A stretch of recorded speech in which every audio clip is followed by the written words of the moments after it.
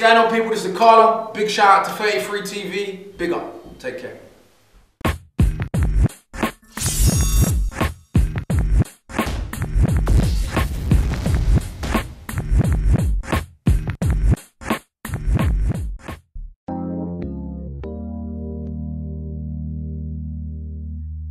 Yo, listen.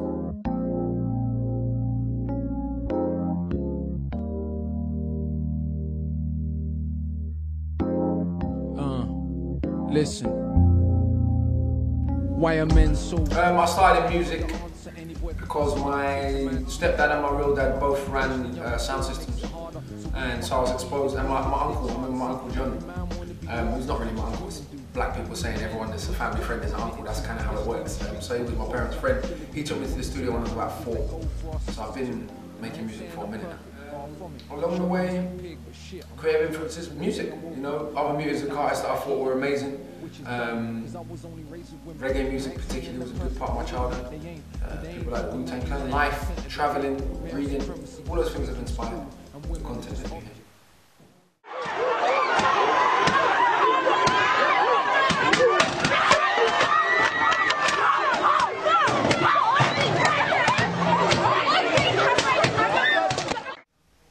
The biggest problem facing poor communities in this country is that we're disorganised. You know, so people have very valid reasons to be angry. The police in this country have a long history of people dying suspiciously in their custody, particularly black people. Not limited to black people, let's be clear, poor white people die in custody too. But African Caribbean people have been dying disproportionately in police custody since forever.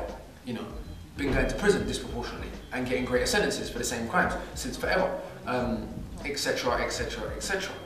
So there is a certain amount of legitimate frustration.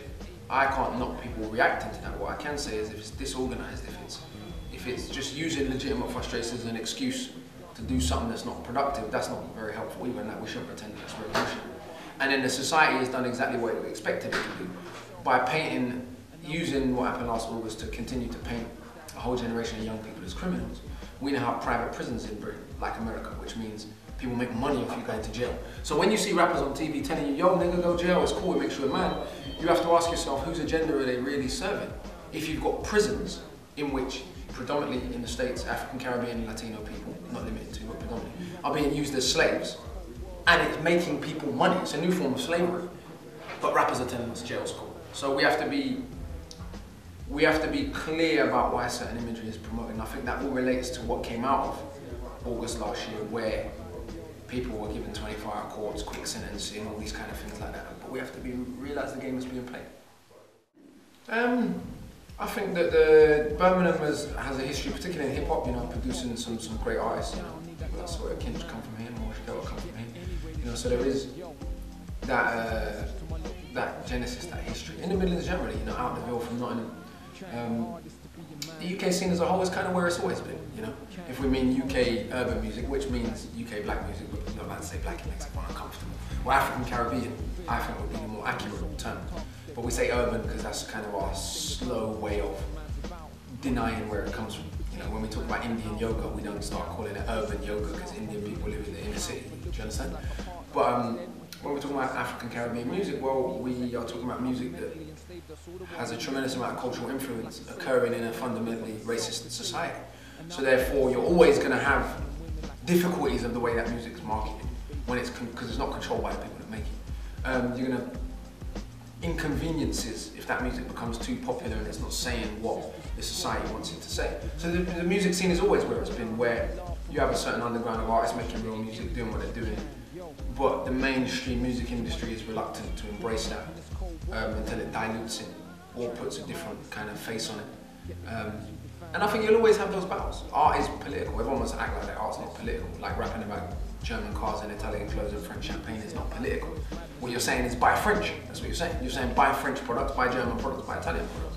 So naturally, French, German and Italian millionaires are happy to sponsor people to say it. So the scene, long and short of it, the scene is sort of still divided, but I'm seeing a lot of interesting stuff going on. I'm seeing a return to people being judged for their lyrical ability, which is important. So I'm enjoying it. I don't know what it was. Maybe I miss my dad, all the things I never had, making me mad. In a world that says you don't have, you're basically bad. If we have half the parents, are we half the person then? Has it always been like this? Is it the curse of men? But then again, very few people that do that and speak openly. Because most of us are scared. We believe that there's some bogeyman who might come and kill us, you know. The reality is, some of my friends got killed and they got killed over bullshit, you know. So, I'm not saying I'm fearless, because that would be a lie. What I'm saying is, if we're gonna die, at least die for a good fucking reason. Don't die over Handsworth versus Lozells. Don't die over Peckham versus Brixton or Hackney versus Tottenham. What a fucking dumb thing to die for.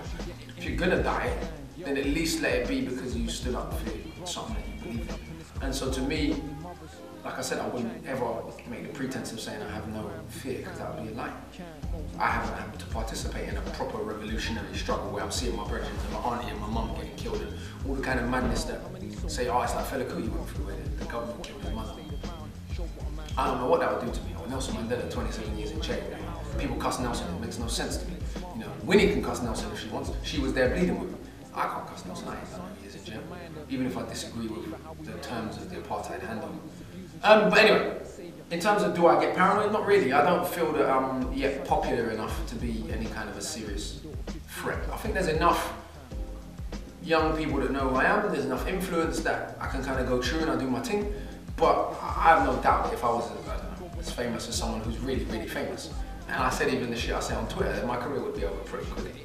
But I don't mind that. I'm not in this to try and sell 10 million records, because you've seen what happens when artists get to that level and they try and speak out. You know, everyone acts like, you know, it's some big conspiracy theory. Like when we talk about someone like Bob Marley dying, this new film doesn't even entertain the idea that Bob Marley may have been poisoned. But his own mother's on record saying she believes he was poisoned. That's what makes no sense to me, right? The film says he definitely died from cancer, as if it would be impossible, you know, as if it's completely absurd to believe that somebody wanted to kill Bob Marley. Like he wasn't shot, you know, a year before he died, there was an assassination attempt. But if you entertain those kind of things, people say you're being a conspiracy theorist. Even though everyone knows the CIA and the FBI were tracking Bob, we're looking at his whereabouts. Everyone knows what a problem a united Africa would have been for the Western world and for the powers that be, particularly in the States now. And Bob was encouraging that on a massive level as an artist. So it's not rocket science to think that someone might have taken him out, you know, John Lennon, Jimi Hendrix, other people. I'm not saying that's certain. I'm saying don't act like it's completely, you know, a far-fetched idea that inconvenient people get bumped off. But anyway, yeah, I don't get too I don't worry about that too much, because like I said, I'm not on radio 100 times a day every day.